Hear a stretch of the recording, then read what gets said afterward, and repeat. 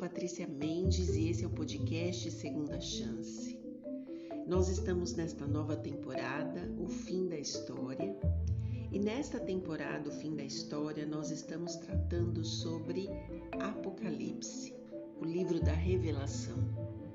Mas nós não estamos falando das profecias, nós estamos falando da conduta de caráter que um cristão precisa ter nestes momentos decisivos.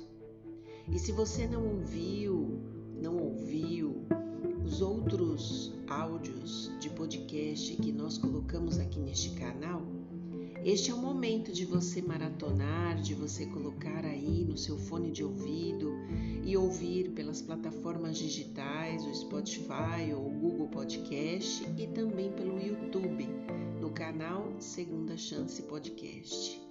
A gente está te esperando e eu espero em Deus que esta jornada seja uma jornada de crescimento espiritual e especialmente uma jornada de decisões.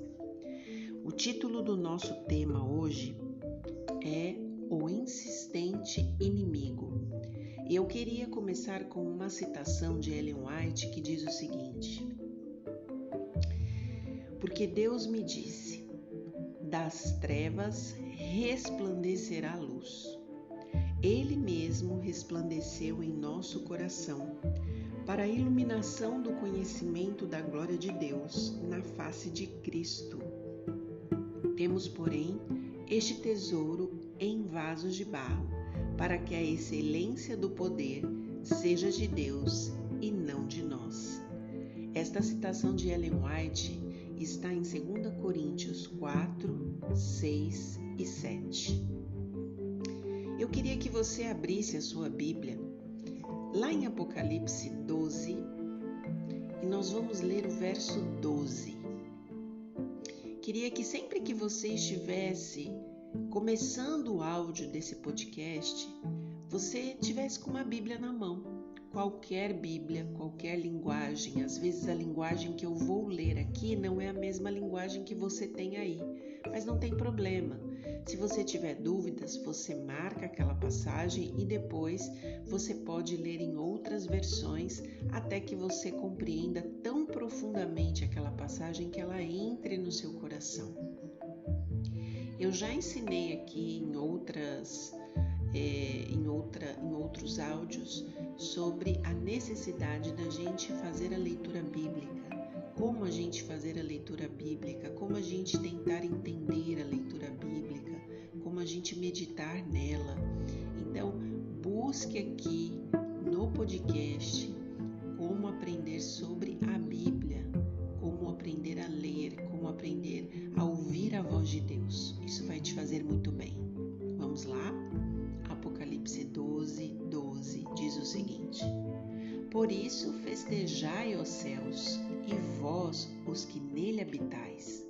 Ai da terra e do mar, pois o diabo desceu até vós, cheio de grande cólera, sabendo que pouco tempo lhe resta.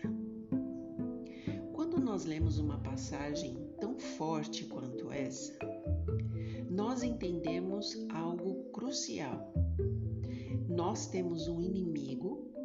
Este inimigo, ele está disposto a qualquer coisa e o intuito deste inimigo é destruição. Mas destruição de quê? Destruição de quem? Destruição do ser humano, especialmente aquele que tem fé em Jesus. Todas as pessoas que se consagram inteiramente a Deus, elas não ficarão sem ser molestadas pelo inimigo de Deus. Não existe essa possibilidade.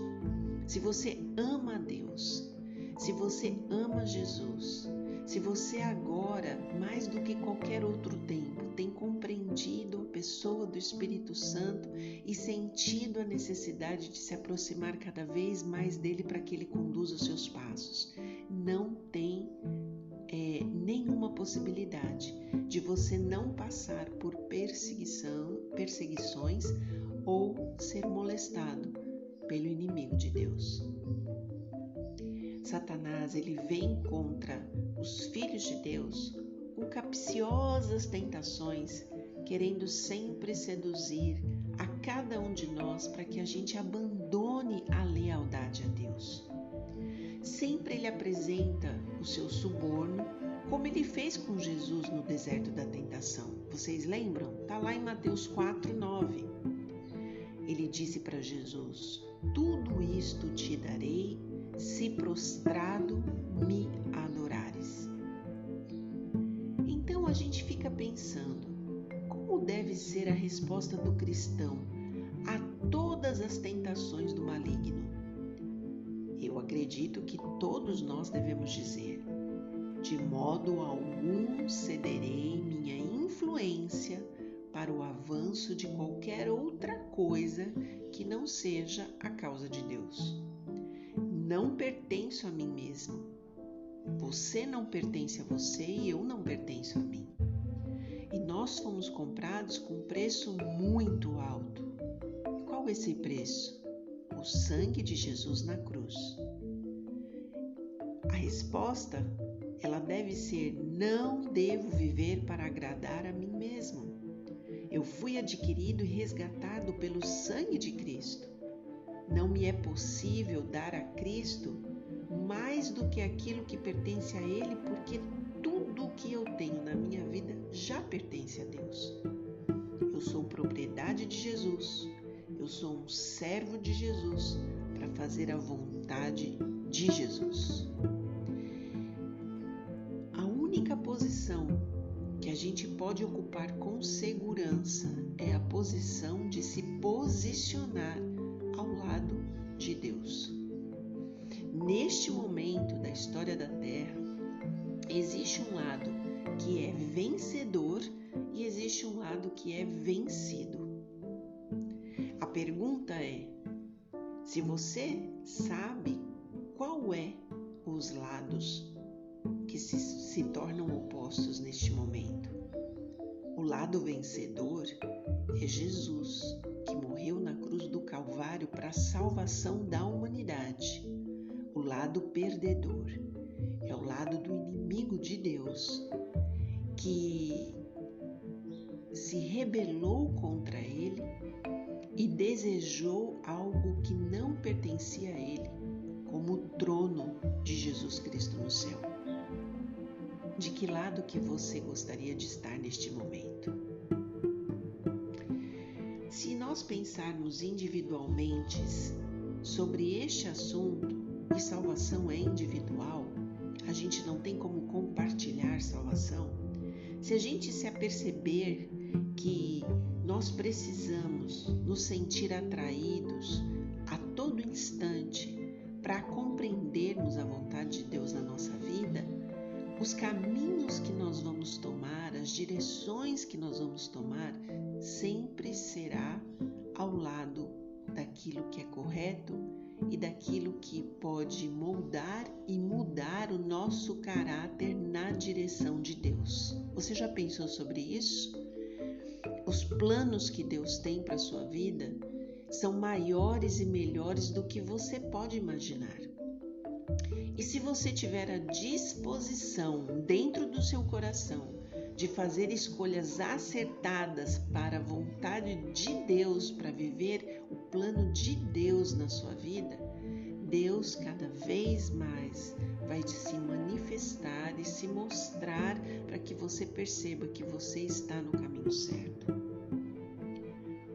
Quando a gente tem um coração dividido, no sentido de viver uma vida ao mesmo tempo ao lado de Deus e ao mesmo tempo ao lado do diabo, a gente deixa de ser guiado, instruído pelo Espírito de Deus. Porque um coração dividido, que ao mesmo tempo quer fazer aquilo que agrada a Deus e quer fazer aquilo que agrada a outro Senhor, ele é tão neutro que na mente de uma pessoa assim, tudo está certo.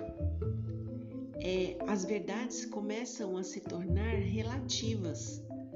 más vontades começam a ser afloradas e existem justificativas para que você possa fazer aquilo que te agrada. Então, um coração dividido não permite a condução do Espírito Santo na nossa vida. Se a gente, como cristão, tivesse o coração consagrado a Deus e nós estivéssemos ligados ao Espírito, no vínculo da paz de Deus dentro do nosso coração, se nós estivéssemos organizados com a finalidade de transmitir a outras pessoas uma influência para o bem, nós cristãos seríamos realmente a luz do mundo.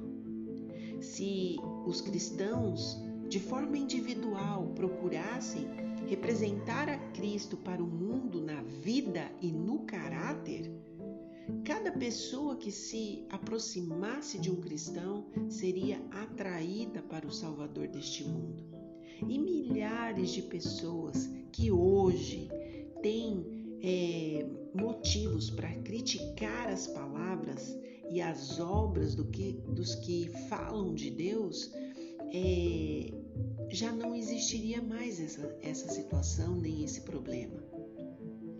As pessoas conseguiriam ver Jesus na vida dos outros.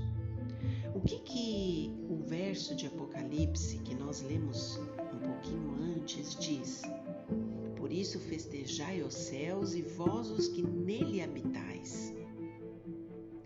Ai da terra e do mar, pois o diabo desceu até vós, cheio de grande cólera, sabendo que pouco tempo lhe resta. Quando aqui no verso fala que os céus estão festejando, é porque na realidade Deus deu autoridade neste momento da terra para que Satanás faça a sua obra má. E fique muito claro qual é o seu caráter, e Deus tem a condição de conquistar mais pessoas ao seu lado, mostrando literalmente, já que o ser humano não consegue fazer escolhas acertadas, mostrar que o mal é muito mal. Deus está se preparando para vir nos buscar. É por isso que o céu festeja, o céu se alegra, porque a realidade é: Deus sabe que estamos chegando na hora derradeira deste mundo. Tem pessoas que têm muito medo deste momento, e eu queria dizer para vocês: não temas. Todo aquele que estiver apegado em Jesus, todo aquele que segurar na mão de Jesus neste momento, toda pessoa que depender de Deus, ainda que tenha lutas, aflições e privações ou até provações, elas estarão completamente guardadas debaixo das asas de Deus. Nós precisamos nos tornar pessoas firmes em caráter e naquilo que cremos. É isso que nós vamos precisar neste momento. E a minha pergunta para você é: qual tem sido a sua decisão? Qual tem sido a sua escolha? Será que as fraquezas deste mundo, dentro do teu coração, elas te tomam de uma tal forma que você se justifica o tempo todo das escolhas que você tem feito? Pense nisso. Ore a Deus, converse com Deus sobre isso. Dê a Deus a oportunidade de falar ao seu coração. Confesse a Deus aquilo que você talvez não tenha força para vencer, mas você sabe que precisa. Eu quero deixar claro para vocês que, mesmo quando nós não temos o conhecimento pleno das coisas, lá dentro do nosso coração, o Espírito Santo tem o poder de falar a nós, de trazer a nós entendimento daquilo que é certo e daquilo que é errado. Converse com Deus, seja honesto, honesta, peça a Deus: Senhor, fale comigo. Será que eu estou andando no caminho que o Senhor planejou? Será que eu estou fazendo aquilo que agrada o seu coração? Será que eu estou realmente nessa estrada, nessa caminhada, nessa jornada, preparado para ter um encontro com Jesus? Converse com Ele e eu tenho certeza que o Espírito Santo de Deus, como diz a Bíblia, que nós vamos ouvir uma voz, lá em Isaías 30, 21, que vai dizer atrás de nós: não se desvie nem para a esquerda nem para a direita, ande neste caminho, siga neste caminho, eu vou guiar vocês. É isso que Deus quer fazer por você e por mim. Que Deus te abençoe.